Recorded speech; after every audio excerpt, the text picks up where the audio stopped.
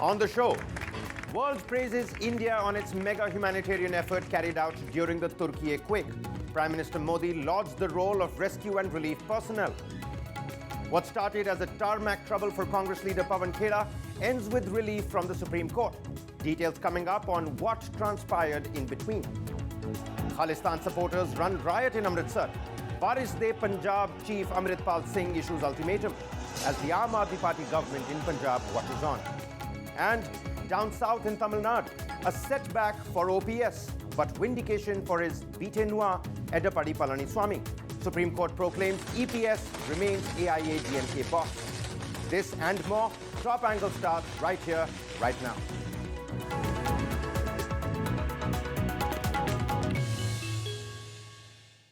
In Turkiye's darkest hour, it was India who came to the fore. Outlining human welfare as the nation's top priority, Prime Minister Narendra Modi thanked Indian rescue and relief personnel who went above and beyond for the affected citizens of Syria and Turkiye under Operation Dost. Interacting with the members of the National Disaster Response Force and the Indian Army, Prime Minister Modi acknowledged the vital role played by the emergency responders who provided life-saving assistance to the disaster-hit countries. Listen in. हमारी संस्कृति ने हमें वसुधैव कुटुंबकम की सीख दी। देश कोई भी हो, अगर बात मानवता की है, मानवीय संवेदना की है, तो भारत मानव हित को ही सर्वोपरि रखता है। जब मैं राउंड ले रहा था तो एक पेशेंट का रिलेटिव वो देख के समझ गया कि मैं यहाँ का कमांडिंग ऑफिसर हूँ। उसने जस्ट मेरे दोनों हाथ पकड़ के आंखों से लगाया और चूमा। कि महिला कह रही है कि मेरे लिए सबसे पहले अल्लाह है और आज की डेट में हमारे लिए सेकंड नंबर पे आप हो। Well, now India had been among the first countries that rushed emergency responders and vital relief to Turkey's aid. This despite the traditional tenets that directed Ankara's foreign policy, which predictably favored Pakistan. Yet, not letting that color its action, India acted with promptness and magnanimity. Its effort is now being hailed by the international community. To carry out this mission, the National Disaster Response Force and the Indian Army worked tirelessly throughout the day and night. Last week, a photo of a Turkish woman with an Indian Army woman soldier went viral online. This came after the Indian Army set up a field hospital in Hatay's Iskundaran with specialized search and rescue teams to provide medical assistance. Firat Sunil, Turkey's ambassador to India, expressed appreciation for New Delhi's contribution to the relief operations, remarking that the valuable help is highly valued. He tweeted, and I quote, "Like the government of India, the big-hearted Indian people have also joined hands to help those in need in the earthquake region. We truly appreciate all of you for your valuable help." The Turkish government put in a great deal of effort to provide assistance and support to those impacted by the earthquake, and the Dost Indians made a considerable contribution towards this effort. In the days and years to come, this valuable help will go a long way in cementing the ties between the two nations. Moving on. With just a day to go for the Congress plenary, high-voltage drama unfolded at the Delhi airport. Congress leaders protested on the tarmac at Terminal 1 after senior leader and party spokesperson Pawan Khera was stopped from flying out of Delhi. Congress leaders allege that senior spokesperson Pawan Khera was allegedly forced to exit an Indigo flight despite having a boarding pass by the officials of the Delhi and Assam police. It was then when other senior leaders bound for Chhattisgarh on the same flight decided to stage a sit-in protest and raise slogans against the Bharatiya Janata Party. Hey.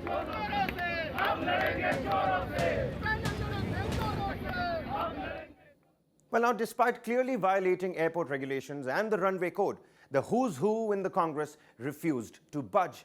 मुझे भी नहीं मालूम, मुझे कहा गया आपका सामान दिखवाना है, मैंने कहा मेरे पास कोई सामान है ही नहीं, हैंडबैग है, बोले नहीं एक बार आप आइए, कंफ्यूजन है।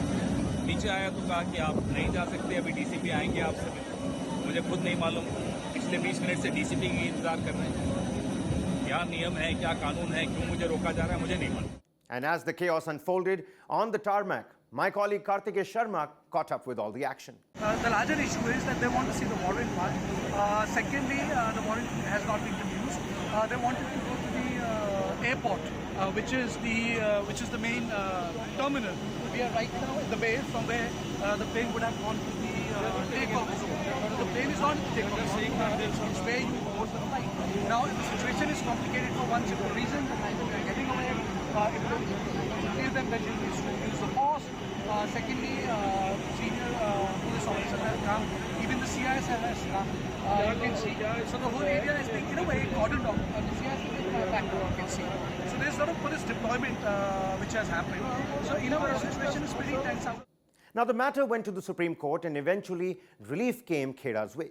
The apex court allowed Pawan Khera an interim bail by a Delhi court. मुझे बहुत खुशी हुई कि सुप्रीम कोर्ट ने उनको जमानत दी और एक तमाचा उनके ऊपर गिरा।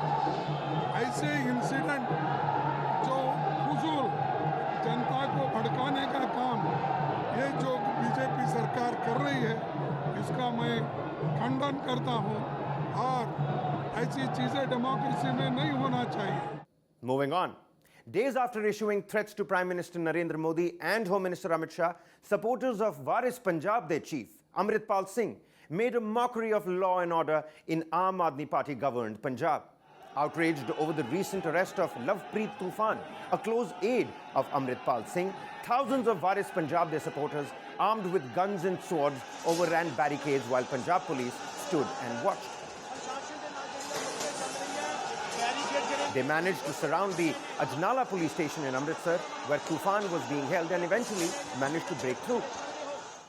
Tensions still continue to simmer in Amritsar and elsewhere in Punjab, despite the police escalating its response and cracking down on Waris Day supporters, many of whom had gathered in large numbers with deadly weapons, reportedly at the behest of Amritpal Singh. Meanwhile, Khalistan sympathizer Amritpal Singh has not only justified the actions of his supporters, but has also issued an ultimatum. He has given the Punjab government 1 hour to withdraw the FIR against his aide Lovepreet Tufan, failing which there will be mayhem and the administration will be quote-unquote solely responsible. Now, the police case against aide Lovepreet Tufan and 30 other supporters of Waris Day also names Amritpal Singh for the abduction and assault of a man for making remarks against him on social media. Amritpal Singh is the head of Waris Punjab Day group, founded by actor and activist Deep Sidhu. Now, Sidhu died in a road accident in February last year. Meanwhile, police presence in the area has been ramped up. And moving on. And while the Congress protested at the airport tarmac, the BJP took to the streets in the national capital, members of the Delhi unit staging a massive protest outside the ruling Aam Aadmi Party's headquarters. The protesters sought Deputy Chief Minister Manish Sisodia's resignation in a snooping case. Despite heavy police presence, BJP members broke the barriers and marched on.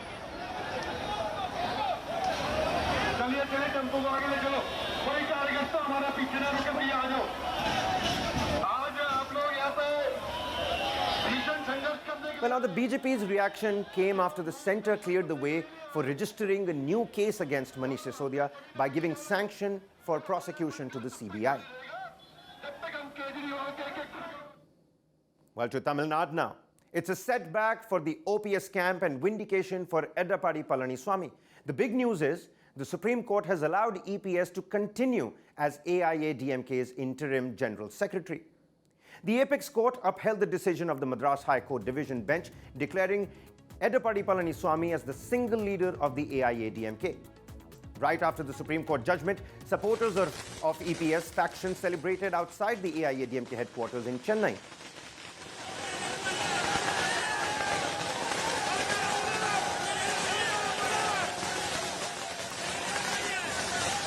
Well, now this ruling also puts an end to the political conflict within the AIADMK since the death of party's General Secretary J. Jayalalita in December 2016.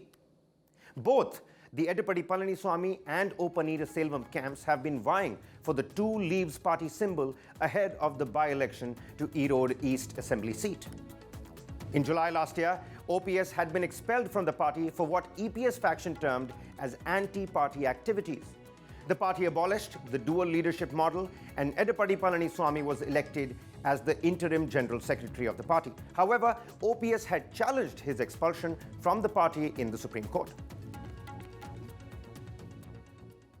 And Prime Minister Modi addressed his first post-budget webinar to seek ideas and suggestions for effective implementation of the recent budget announcements.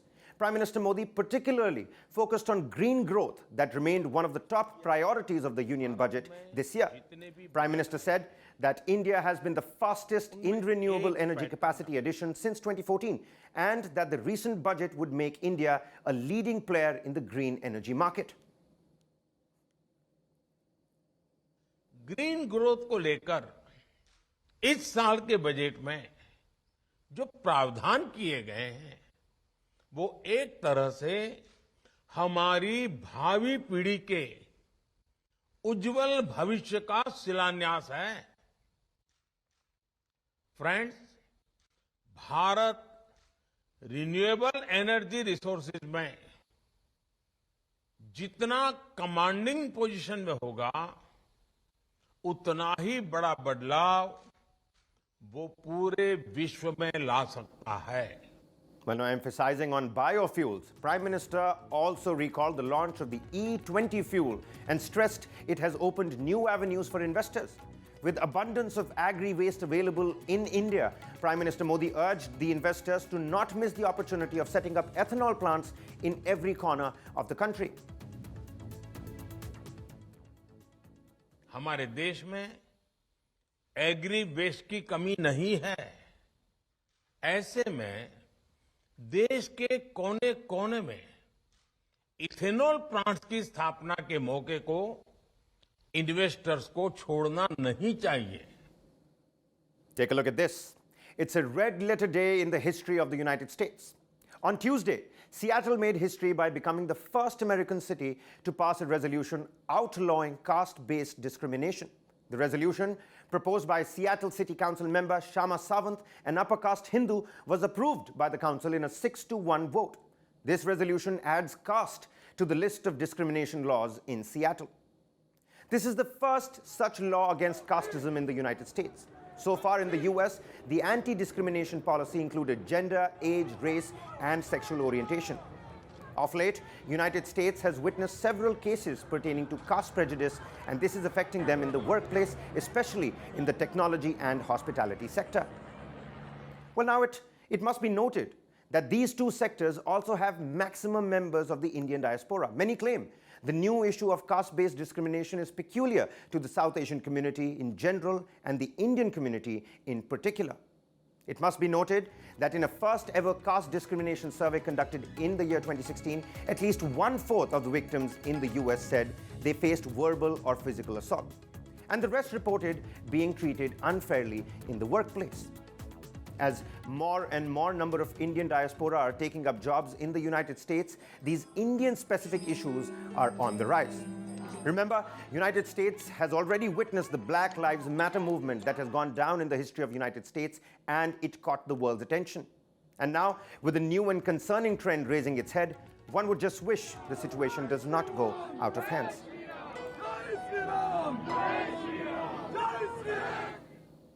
Next up, Bihar Chief Minister Nitish Kumar has scolded a young farmer in Bihar when the latter used too many English words in his speech at an event. A farmer identified himself as Amit Kumar, who gave up his promising career in Pune and took up farming in Lakhisarai in Bihar. In a video that has gone viral, Amit Kumar could be heard lavishing heavy praises on the Chief Minister Nitish Kumar. He was recounting on his exciting journey of becoming a farmer from a management graduate. Barely a few minutes into his speech, he was interrupted by the Chief Minister, and this is what Nitish Kumar had to say. जब से corona आया है, ये तब से एक चीज जो हो गया है तो सब मोबाइल पर देखने लगा है, तो सब अपना पुरानी भाषा को भूल रहा है। नया नया शब्द भूल रहा है, जो पुराना चीज को भूल रहा है। बिल्कुल क्षमा चाहूंगा सर। तो इसलिए जरा बोलिए ठीक से, बोल ठीक रहे हैं, लेकिन जरा बोलिए, जरा अपने राज्य की भाषा में बोलिए ना, तो हर चीज में आप शुरू कर दे रहे हैं, वो ठीक नहीं है। Well, so is this in fact England? We'll let you decide that. On that note, it's the end of this edition of Top Angle. Do check out incisive news analysis and cutting-edge documentaries streaming only on News Nice and Us. Thanks for watching.